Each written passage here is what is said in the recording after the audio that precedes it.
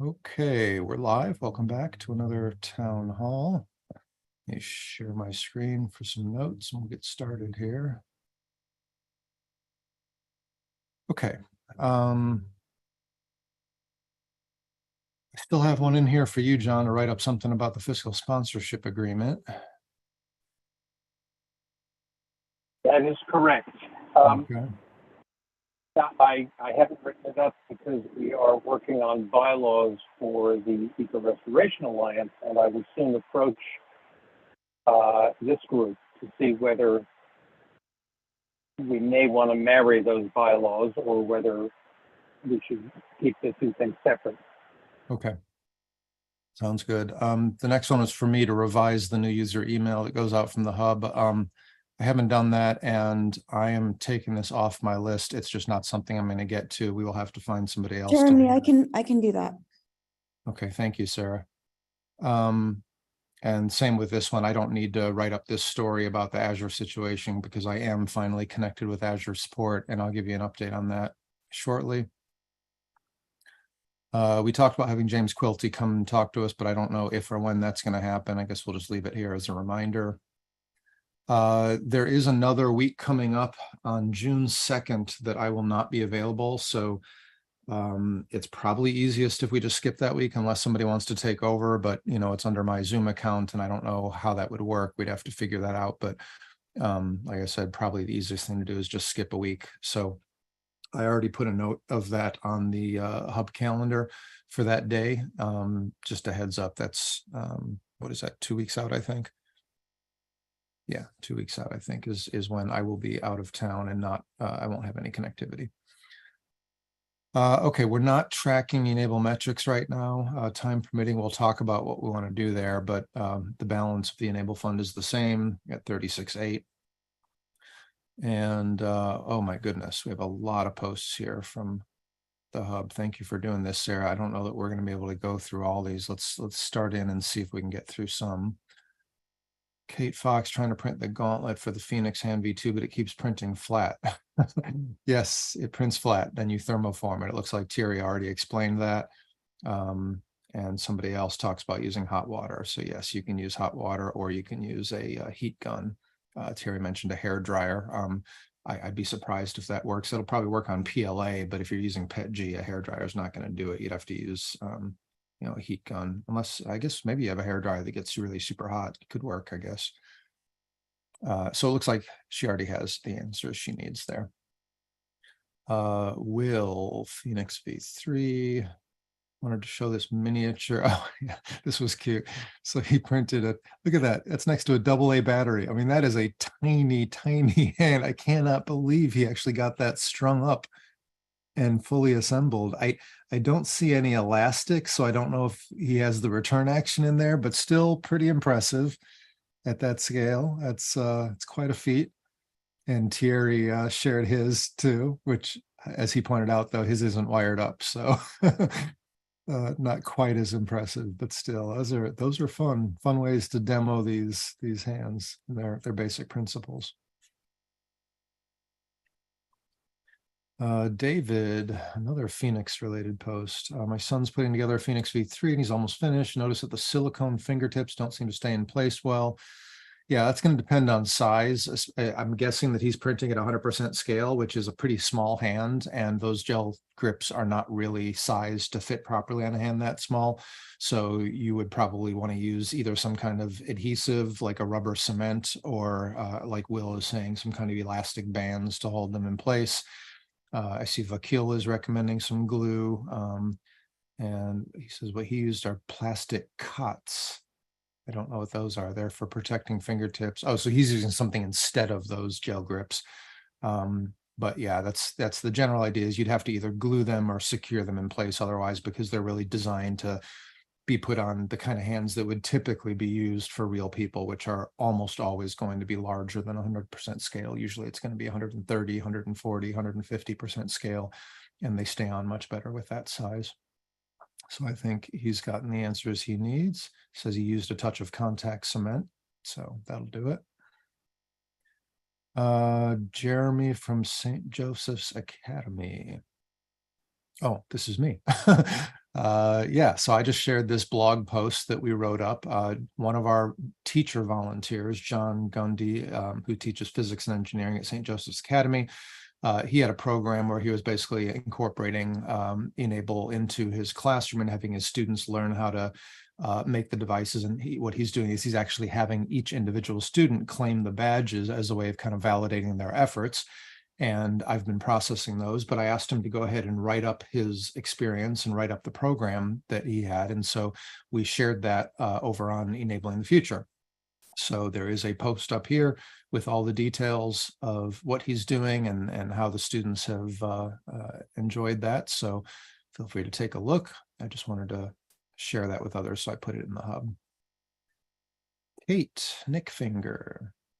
Trying to make a Nick finger for an index finger, but having trouble figuring out how the scaling percent. I have some sizing photos, but I'm not sure what to do. So I don't know anything about scaling the Nick finger, but it looks like Will Smith provided a good link here. And this is from the designer's website, apparently. Very good. Yeah, measurement guide. Socket width. Yeah, these look like pretty good detailed instructions. And yeah, and that goes into how to translate that into your scaling percentage. So I believe this will give Kate everything she needs. And there's also a link to how to use the customizer on Thingiverse. Nice. So that would make it even easier, where you can just plug in the values into the Thingiverse customizer, and it will generate the parts of the appropriate size for you. So it looks like she's got a couple of good options, and again, has the guidance she needs. Kate, partial thumb. So she is someone who they've lost about a third of his thumb. Was looking through the thumb designs, but none of them seem suitable. Vakil took a design with a realistic thumb, sliced it a bit, and then printed it. You need a fairly accurate circumference of the stub, and it's held by a TPU band. Okay, so he did share a design here that might work. Wonder if, oh, it would have been nice if we gave another angle so we could see I assume it's kind of hollowed out inside. I can't see, but thank you, Vakil, for sharing that. Looks like a nice option. Okay, what else? Rishab, toys. I think we touched on this one before. Yeah, can anyone recommend a good source of downloadable 3D designs for sensory toys for kids with disabilities? Yeah, there was a comment on it that I thought was interesting, so it just doesn't update. Texas Technology Access Program. Let's see. Adam, is this one of the ones that you've connected with in Texas? Is that let's see, Shannon Page. Yeah, I believe she's the director of the Texas AT Act program. She's a speech language pathologist and works a lot with communication boards, but we didn't discuss toys specifically, or at least not to my memory. I've got a couple of speechies in my circle that I was going to connect with her, but it's been kind of a hectic month. But this is on my to-do list to try to connect. We've got her we've got a really nice collection here. Lots and lots of stuff. She's part of their the AT Act has like a Bionics club for all of their state chapter leads. They've got a couple of different interest groups. So I think that there's some a good opportunity for overlap and connections with our Bionics team. Definitely, and they already have. I noticed they've got our collection. Well, no, this one is e-NABLE 3D, but they do have in the NIH 3D print exchange in here. Number of different collections. Anyway, lots of good resources here. It looks like it's worth spending some more time here to see where there's opportunities to connect. Nice. And Marshall, Unlimited Arm.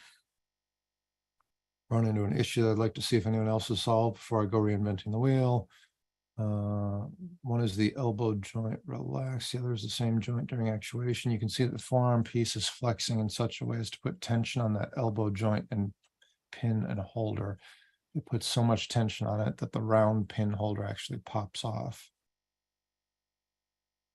Okay. Yeah, I was going to say, looking at the photos, it looks like the thermoforming needs some work. And I see that Eric Bubar is saying the same thing.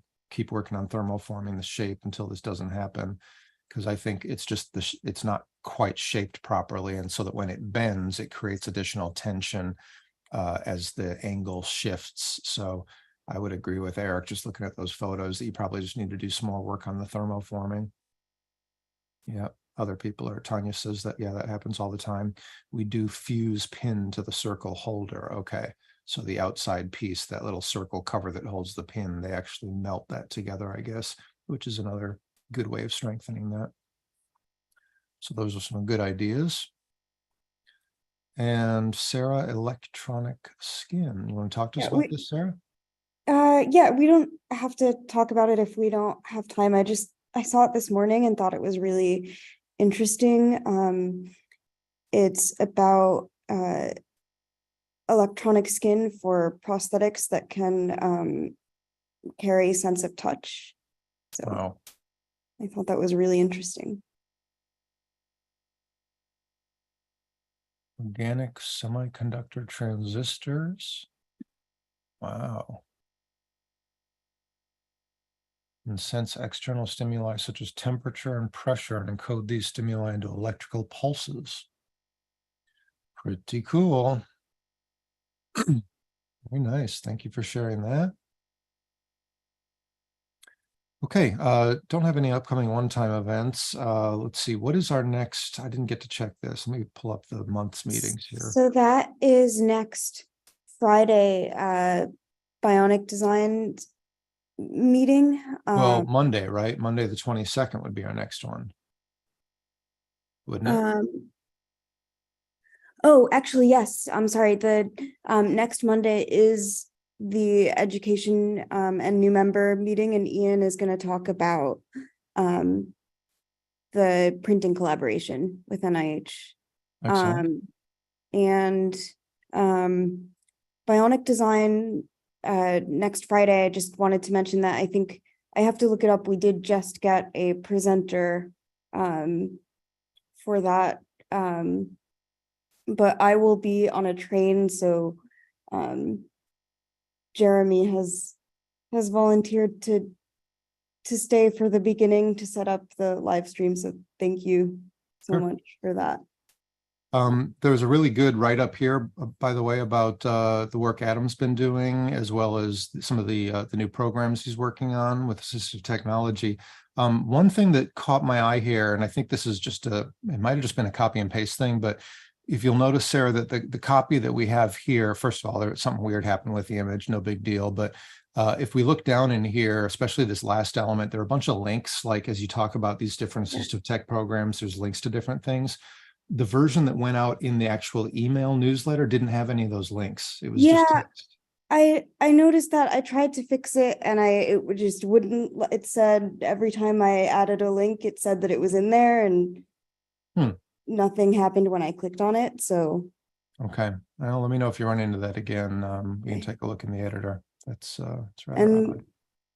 The picture in the email was yeah, the picture is fine in the email. This is just how it, and in the Google Doc it's okay. This is just how it copied over to the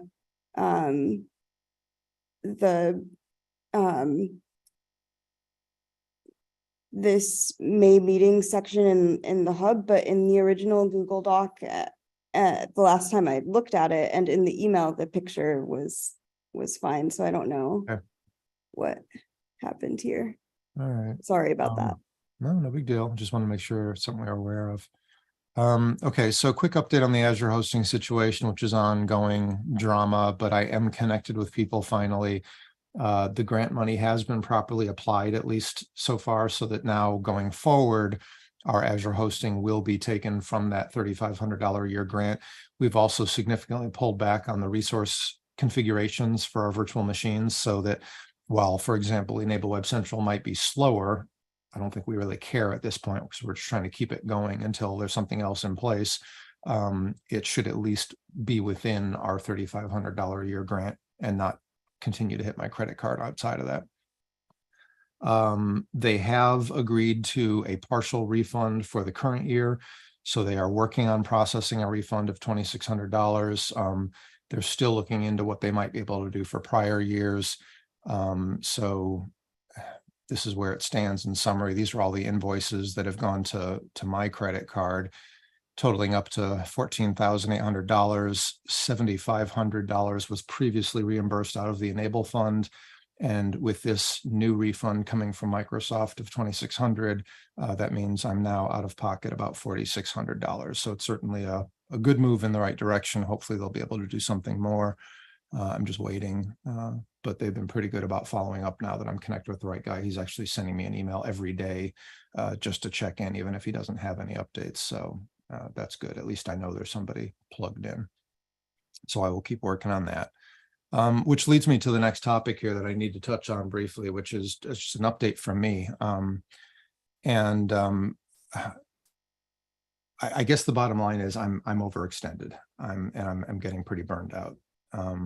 Between my own business and e-NABLE and another board that I serve on for another nonprofit, it's gotten to where it's impacting my health, and I've got to cut back somewhere. And I've been having a little bit of a hard time lately, to be honest, just with e-NABLE, because, you know, after putting thousands and thousands of hours of my time into things, I've now spent, I don't know, I think the better part of a year trying to find a volunteer to help me get the new matching platform up and running, which I believe we're talking about maybe 20 to 40 hours of work for somebody, for the person with the right skills.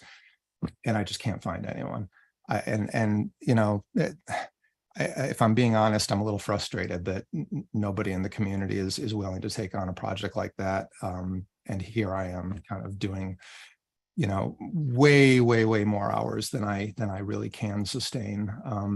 And now that Rick disappeared, I'm handling the help desk. Sarah jumped in to help there, but I'm still having to handle a lot of messages that are very time consuming. I'm handling all the badging, which is also very time consuming because most of them need feedback. And I'm at a point where I'm kind of reaching the end of my rope, and I'm going to need help, or there's going to come a point here where I'm just going to have to kind of shut things down. And I don't want that to happen. I care a lot about the e-NABLE community, but I can't keep going at the rate I am. So, I hear you. you know, I want to thank everyone here for everything they're doing. I mean, Adam is doing so much and he's doing wonderful work, but he's focused in his own areas, which he should be. He's doing excellent stuff, but unfortunately that doesn't, you know, that doesn't take anything off of me. Sarah is doing wonderful work and she has taken some things off of me, which I greatly appreciate.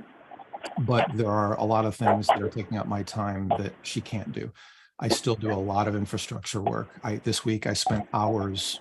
I had to rebuild, you know, there's stuff in the hub that breaks all the time. And so, you know, the launch pad, which I refer people to quite often, broke because of theme updates. So none of these links were working. The text was unreadable. I had to come in here and totally redesign it. And that took me several hours late in the evening. And it's just, I don't mean to sound like I'm complaining, guys. I really am kind of getting to the end of my rope here, and I need to figure out either some way to get somebody to take over some of these responsibilities, or they're just going to get dropped.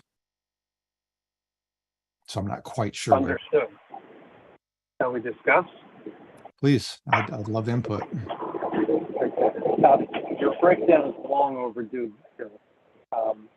It's understandable, and we want to get you back into shape. The obvious thing that comes to mind is that we should advertise for the person we need to do this kind of thing. Maybe it's a full-time position. We probably have enough money, or in any case, I think there's a good chance we could rustle up the money we need. But that's the first thing that comes to mind, is that, you know, we've gotten to a point where our cohort of volunteers, partly because of our success, thanks to e-NABLE, is no longer able to keep up as a cohort of part-time volunteers.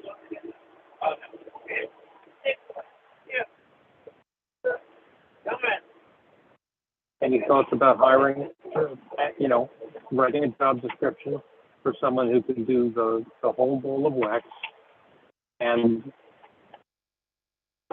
putting out a call, not just to the community, but to the world at large, thinking about if we have to raise more money for that purpose, and doing it.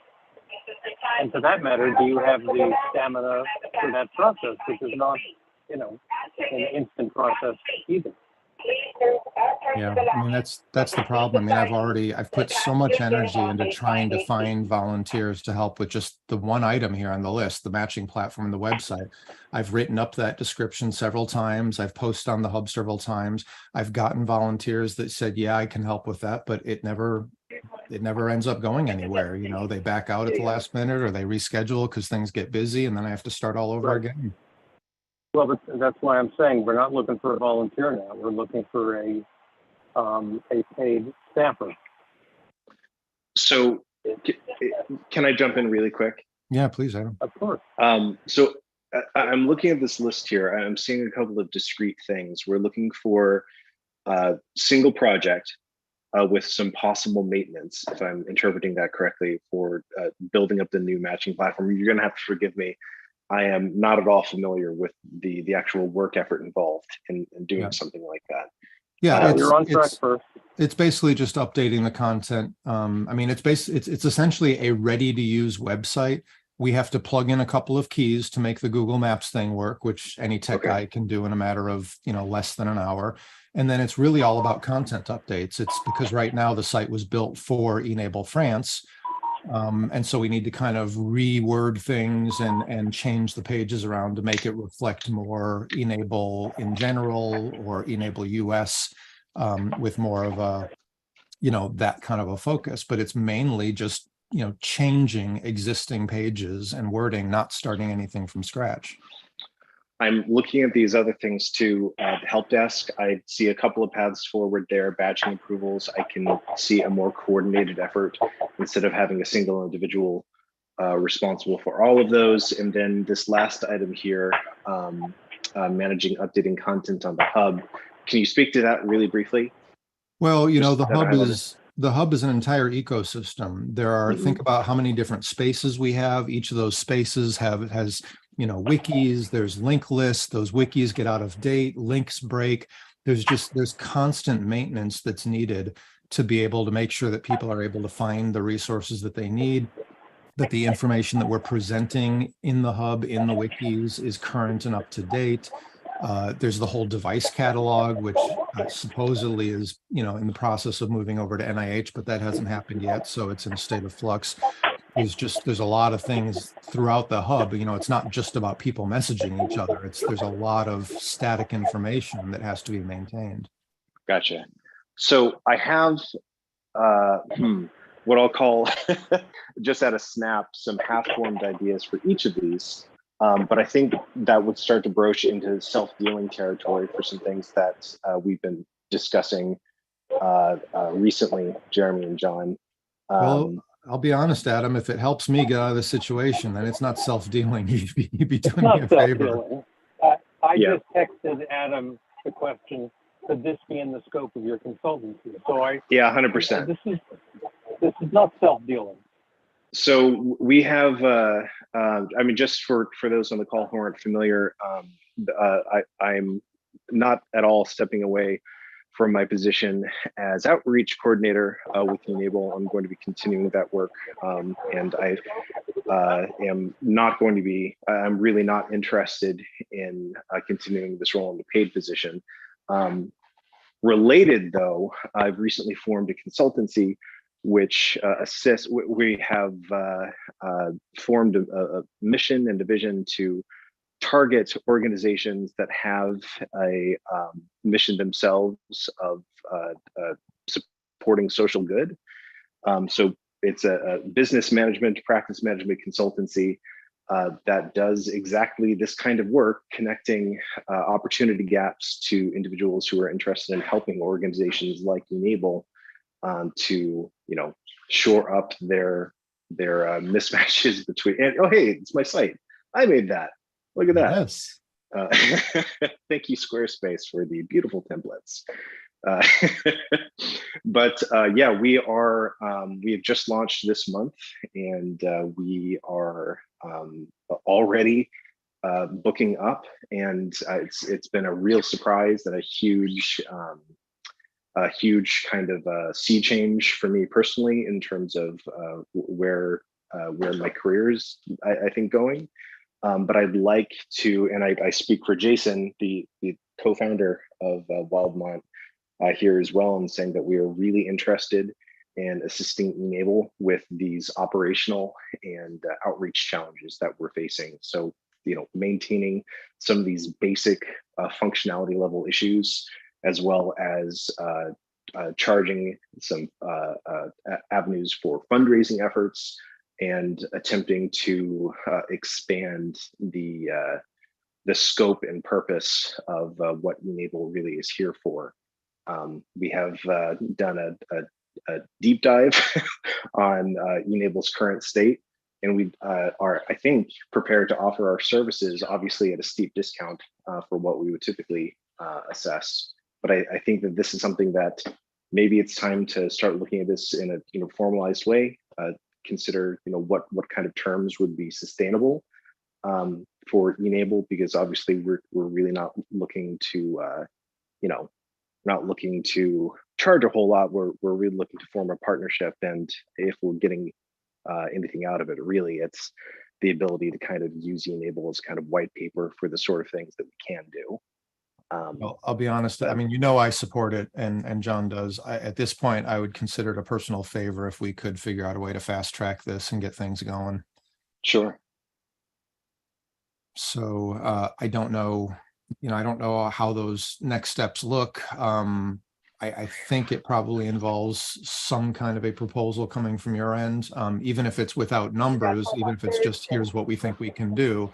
Yep. I think we need something like that to use as a starting point.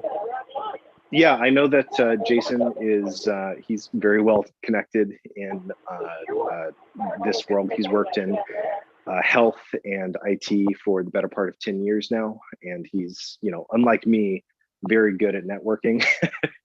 So I know that he's got a number of people here who he could reach out to, and I think really the number one thing that we would likely explore would be building up more rapport and more active communication among members of our existing community, to see if we can get more internal engagement rather than just looking externally, and just looking for opportunities to make that actionable and sustainable. So yes, I can get in touch with Jason. We can put together a proposal for where we see the opportunities, and of course, we'll want to sit down with some individuals on this call to see how we can hammer out any other gaps that we could address. But yeah, I think that sounds like a good plan. Yeah, and you'll notice I didn't even put the whole Trello project on my list because I just assumed that that's going to be part of your project there. But that'll be a helpful way of getting better engagement in the community. I just want to say that I think this is something we should pursue with dispatch. Adam, you should lead and demonstrate that you know how to do what you want to do. I think, frankly, this is something that's finally independent of Jeremy's situation. So let's just do it. I think we're really, really lucky, and pat ourselves on the back for having this option available to us at this moment. Well, I want to say that I'm, I didn't plan to bring this up today, but hearing Jeremy and kind of seeing where you're at right now, I think e-NABLE is entirely dependent on you, or largely, and I would hate to see that sort of central support collapse. Because I think that might be making too much of it. I mean, let's keep in mind, we have chapters all over the world that are doing just fine on their own, and they would not even be impacted much if I disappeared. But some of our I'll put it this way then. I think that e-NABLE as an entity with the potential to enact kind of focused work depends upon the support that, the day-to-day support that you provide.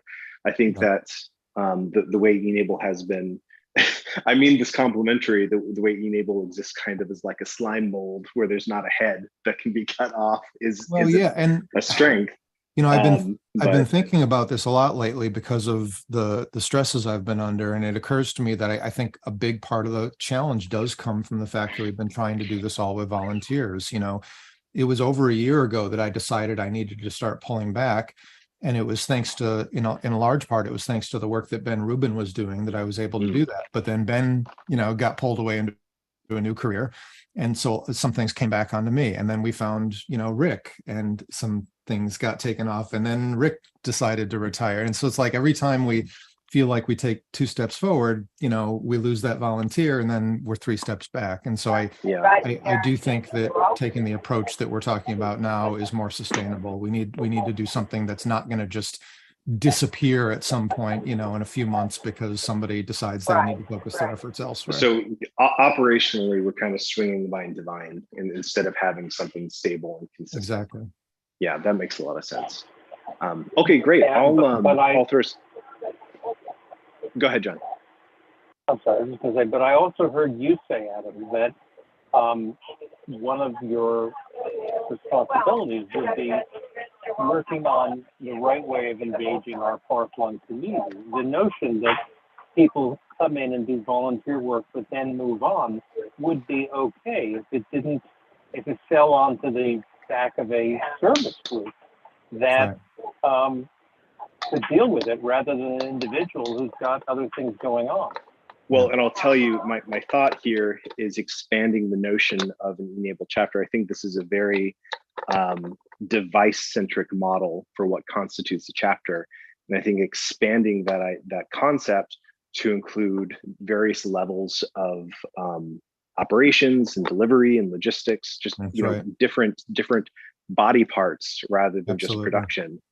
And even I think even the technology becomes part of this. I keep thinking about the Trello project that we have. You know, the Trello project can be a good tool where if a volunteer is working on a project and all of a sudden they have to go and do something else and have to drop that, it kind of falls back into the care of your, you know, firm, and you have just, it's a matter of basically moving it back to a different phase on the Trello board and then going back to the community to find somebody to take ownership of that. And it doesn't just get lost. You know, we have so you'd have the people and the mechanisms to kind of handle that kind of turnover. Well, and I'll tell you, without, you know, at the risk of, like I said, we're not looking to get rich off of e-NABLE, so I'll give some of the good stuff away for free.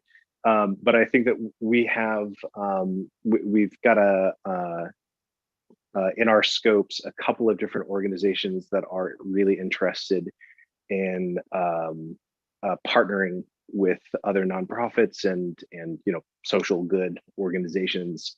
And I think that beyond just those formalized institutions where people might be able to fill in these gaps and lend support, I think that there are a lot of resources that we currently rely upon, you know, i.e. Schools and educational settings where people are really interested in the STEM side. There are lots of kids who are looking for opportunities to, you know, help people who don't necessarily have a STEM background. That's right. And I think plugging them into these roles would be a really great opportunity to kind of. And I don't remember, Adam, if you were here when I brought this up a while back, but I thought that the idea of looking into what it would take to offering some form of recognized continuing professional education credits. There are apparently organizations that specialize in sort of internationally recognized, you know, continuing education credits. And if that was something we could align ourselves with, where we could actually offer, you know, credit-based, you know, recognition for people taking on certain projects or tasks. And a lot of schools have a requirement for, you know, volunteer work, a certain number of hours. And I think there's a lot that we can do to incentivize providing, you know, tangible work outside of just device printing, which is not to minimize the printing of devices or no, of course, design, but it takes more than that. Yeah, you need a lot to support that. John, it looks like you have your hand up. I do. I just want to point out, Adam, in the category of unsolicited business advice, that this model of distributed, almost virtual organizations is becoming a dominant model. It's, you know, it's no longer a quirk. We're frankly a good early example, but it's an emerging pattern. And a consultancy that really understood that and knew how to support it, I think is still a really important and big niche right now. I just discovered 3 days ago that you may remember the Citizens Conservation Corps that built all of those national parks all over the country during the Depression. It still exists, but it exists as a distributed network of autonomous corps, 104 around the country. This is an important pattern of organization, and while it has strengths and it has vulnerabilities, and if your consultancy can use us, which I think is a really good example, as an exemplary case study, I think it's a very important niche. And, Well, that's great. And there's another similar organization called the Eco Restoration Alliance that could end up being another I've heard potential of client. I've heard of this thing. All right. Well, I appreciate all of the suggestions. I think that we have a good plan, and I hope that we can, you know, move forward with some kind of a proposal from Adam, which would have to eventually get some kind of, you know, numbers tied into it, at which point it goes into the Lumio voting platform. I'm very confident that the community is going to support something like this because I know how well it will be laid out, and I know that it's something that is needed, and I think others will recognize that. So I really have very little concern about it not getting voted up. Let me also throw this out, if I may, really quickly. I think that this is I feel confident about this as a solution. It won't be immediate. Like, this isn't going to start tomorrow. Of course. So Jeremy, I just want to check in with you. Is there I can hang in there. Well, I just want to, I don't mean like, hey, you know, what's your grip? I just mean, what kind of support can the people on this call offer that can help you? I appreciate that. I think Sarah has already been a tremendous help. She is now plugged in on the help desk, and so she's helping me to handle some of the tickets that come in there, some of the general inquiries. She's also plugged in on the badging platform, and I saw that she did one test badge already, so that she knows how that works. And so at least some of the general kind of badges that come through, she might be able to help with that. So yeah, Sarah's already been a really tremendous help, and I appreciate that. I think the rest of it is okay because there's nothing critical going on. I would really love to see forward movement on this matching platform and website, but if that's the kind of thing that you might be able to facilitate once you get things going, then maybe that, you know, we've waited this long. I don't think it's going to matter if we wait another month, you know. So I think at this point, things are at least, you know, under control. I will say, and I don't think this is going to impact anything here much, but the reason that June 2nd town hall is going to be skipped is I'm actually taking a vacation that full week, the 29th through June 3rd, which, and I'm talking about like phone turned off, completely disconnected, out in the woods for a week.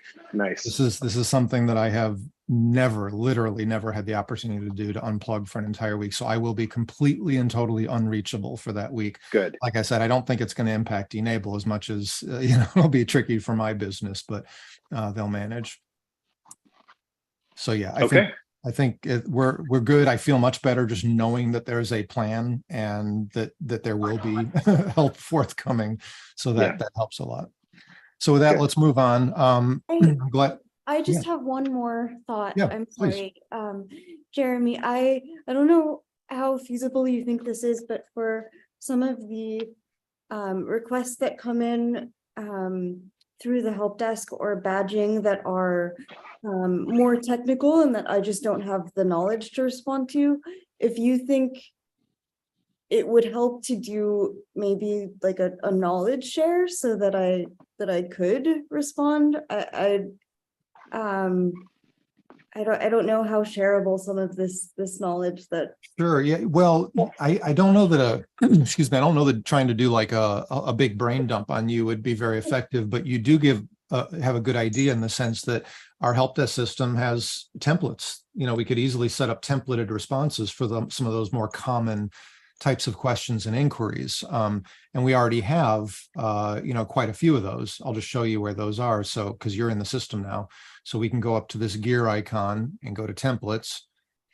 And we have down here under e-NABLE response templates, you can see there's already a bunch of them in here. Somebody, seeking CAD files for a certain design, a classroom wanting to get involved with e-NABLE, how much does one of these things cost? Just a lot of the common questions we get. So, a lot of this is probably out of date and needs to be updated with the latest sort of answers. And we probably need to expand on this with templates for some of the other questions that aren't addressed in here. That seems like a really good application for like an LLM chatbot on the site. It would absolutely be an excellent, it's just something else that's on our list that I think your team would be in an excellent position to help. And I don't know if, by the way, I just saw an article about Clear GPT. Did you see that? I did. I'm a little confused, but it's interesting. Yeah, I didn't get into the details too much, but it sounds like it's more organizational oriented, where they made it easier for you to train custom learning large language models that are with specific information to your organization. So I feel like the thing, and I really don't want to derail this conversation, but I feel like we're getting into a space now that I remember in the early internet days when I was a kid, where the internet is just this magical box that can do anything. And I feel like we're going to see a lot of companies springing up that are like, oh, it'll do this thing. It's anyway, so it's going to be hard until we get a proper AI bot that can handle these things, I think the shorter term solution would be to expand on our templates in the help desk. Unfortunately, that in and of itself is a significant effort and takes time that I probably don't have right now. So I will try to keep that in mind, Sarah. And if I end up with, windows of time, I'll try to jump in there and maybe add a template or two for the more common questions. Or even as I'm responding to tickets, if I find myself answering a question that seems like it might come up again, I can just copy and paste that into a new template. So I will try to start doing that. Okay. I have one other piece of the puzzle. Melvin Cruz, who was a fellow from Honduras in Rochester, then went pre-RIT, then got a job, then got married, then went back to Dominican Republic, is now living in Costa Rica. He's got a new life, but a new job there. And he was excited to report that the Honduras chapter is actually alive and well, and he's getting heavily involved in e-NABLE again. And he is he's a real 3D printing expert. And so, I'm sorry, one of these what experts, John? 3D printing expert. Oh. And so he might become our technical go-to guy for some of those things that recently Jeremy is the only person who knew how to field. That would be wonderful. It would also be good if we can figure out how to take what we're doing in the help desk, which is email based, people email support@enable.org and it comes into the help desk and we respond and that sort of thing. If we could figure out how to migrate that into the hub. I mean, honestly, the main forum already is kind of a support forum where people can post questions and anyone can answer. We maybe want to think about just moving away from the help desk entirely, because that is a solution that I have to pay for each individual user license. And it's not necessarily the easiest to manage, because you have right now, there's me and Sarah, we're the only ones in there that can answer questions. If we can figure out the right mechanism to leverage the hub instead of email-based support, somebody posts a question there, any one of our volunteers can answer, and you get a lot more of a response that way. So something to think about there too. So by way of psychotherapy as well as geek enjoyment, I got to say, I have been working with ChatGPT a lot. Yeah. And I'm putting time into it, but I would love to collaborate with Adam, and to the extent that it's restorative, with Jeremy. And I will tell you that I've done some research on super prompts that tell, basically you give the chat a persona, which frankly would be very much like a description of Jeremy Simon. You're very helpful, you're very articulate, your fundamental motivation is to help the questioner solve his own problem, and you're an expert on this collection of information. With that kind of prompting, it does astoundingly well. I'm going to be doing that for a whole body of litter of eco-restoration, but I haven't figured out with whom or how. Yeah, So, it's worth exploring, and you're probably aware of this, John, that with as of just this Yeah, last week now with yeah. GPT-4, you also have access to the web Right. in real time, plugins. and you also have access to plugins, so that expands the That's right. possibilities further. That's So right. yeah, it's worth looking into. well, I know that's something that Adam wants to explore and work on. I know it's been coming up for quite a while. So yeah, I think I'd be interested in being involved. So between me and Adam and John and Jason, I think it's a worthy Okay. project to explore, having some kind of a bot specifically that could hopefully be integrated in the hub and address a lot of these common questions, or how do I find such and such, or where do I go to find this kind of thing, just to get people to where they need and get them the answers they need. I think that could be a very powerful tool. And we have amazingly 10 years of data that is right. ready to go. But so it's a good project and it's timely. Yeah, and that's the part I've never done, is actually feeding building a custom model by feeding it specific data, and that would be really interesting to explore. So, okay, let's go ahead and move on. I appreciate all the good ideas. And like I said, I feel better just knowing that there are things in the works. I will keep things going. And aside from that week, I'll be away. I'll stay on top of things.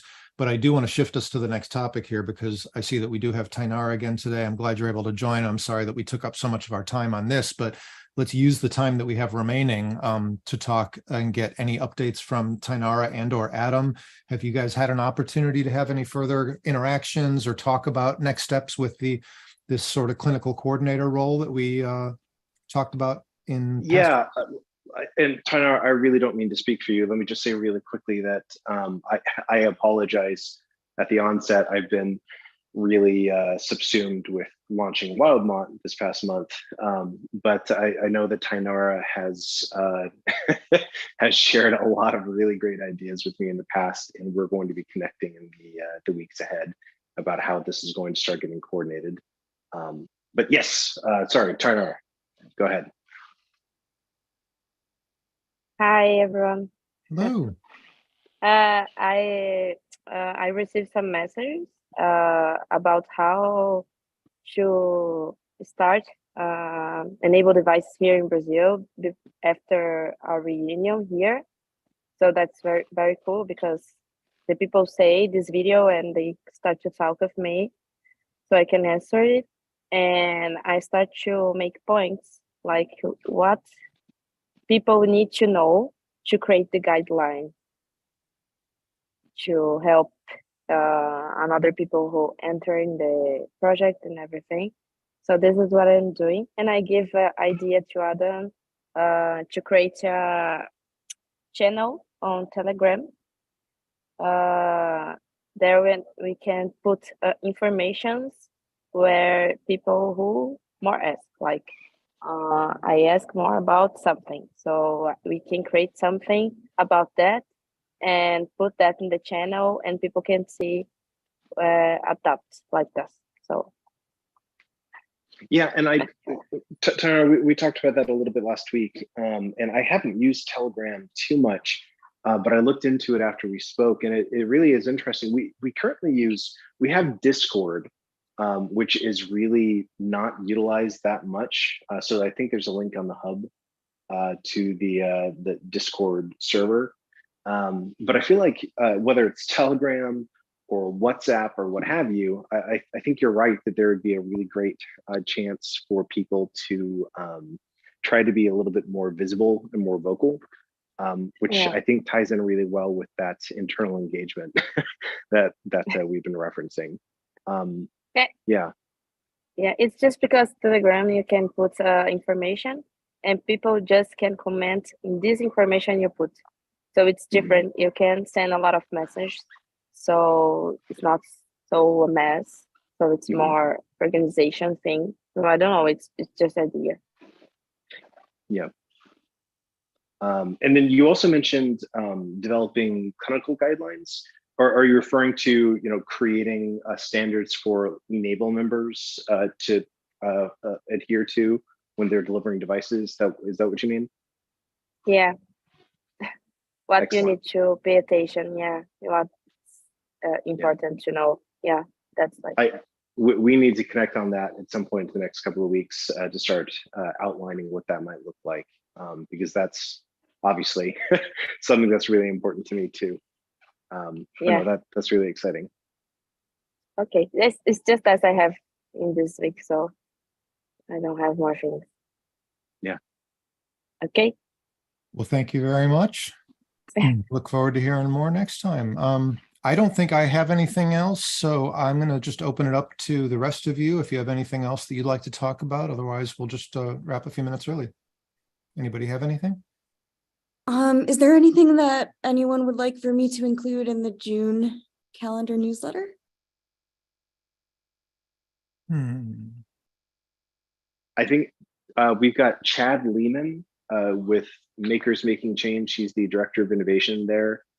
He's going to be speaking, Tenor, I forget exactly what date that was. I think we still have to schedule it with I'm waiting to hear from Ian. I think it would be great if he could take an hour for our education and new members meeting next month. And If that would be okay. That's fairly late in the month, so that would give some time to prepare. That's a good idea. And it would be nice if you are able to confirm that, to do a nice sort of a bio write-up, just like you did for Adam in the newsletter. You could do that for Chad, and that would help drive interest in that, attending that meeting. Sure. I agree. Yeah, actually, if you let me loop you into my discussion thread with Chad, and we can try to pin down a date, and maybe if there are any questions you wanted to ask of him, we can get those addressed for June. Okay. That would be great. Perfect. Okay, I think that's it then. Thank you all, and look forward to seeing how these things progress. We will be meeting next week. We'll be skipping the week following on June 2nd, unless somebody decides they want to take this over. But for now, I'm assuming we'll skip it. And so I'll see you all next Friday. See you then. Bye.